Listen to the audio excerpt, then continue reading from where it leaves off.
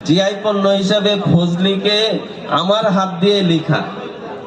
পরবর্তীতে আবার চাঁপাইনবাবগঞ্জ যখন এটা একটা ক্লেম করলো, তারপরে আমি চাঁপাইনবাবগঞ্জ আবার ট্রান্সফার হয়ে আসছি।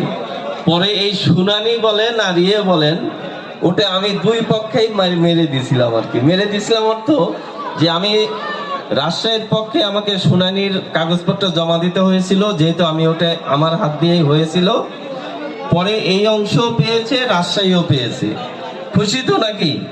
হ্যাঁ, সবচেয়ে বড় কথা হচ্ছে জিআই পণ্যটা আমাদের বাংলাদেশের, আমাদের বাংলাদেশ থেকে যেন অন্য কোনো দেশ এটা নিয়ে যেতে না পারে, এই কারণেই একটা ট্যাগ লাগিয়ে দিয়েছি। ঠিক আছে তো নাকি? আচ্ছা, বড় একটা সমস্যা আশ্বিনা। কিন্তু আশ্বিনার সবচেয়ে বড় গুণটা কি? আশ্বিনা যখন আম নাই তখন আসবে আশ্বিনা, তাই তো? এটা একটা বড় গুণ।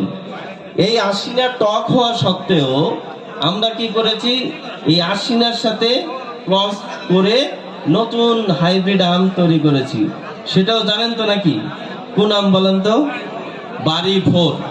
বাড়ি ফোর তো লেটে পাওয়া যায়, এই কারণে কিন্তু ওই যে টক টক অংশটা বাদ দিয়ে হাইব্রিড বানিয়েছি, লেট করে, যেন বাড়ি ফোর ওই গুণটা নিয়ে আসতে পারি। কোন গুণ?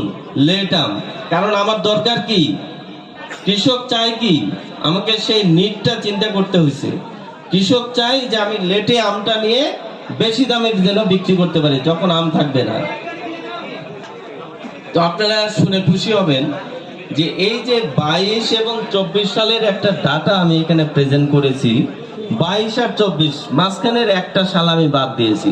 এই একটা সাল পরবর্তীতে 2 বছরে যে চিত্রটা সেটা দেখেন যে আমের এরিয়া 22 সালে ছিল চাঁপাইনবাবগঞ্জে 37,165 হেক্টর এরিয়া, যেটা এরিয়া 2024-এ বেড়ে দাঁড়িয়েছে 37,504 হেক্টর এরিয়া। তাহলে বাড়ছে তো নাকি? আমের এরিয়া বাড়ছে। এটা তো আমরা খুশি নাকি?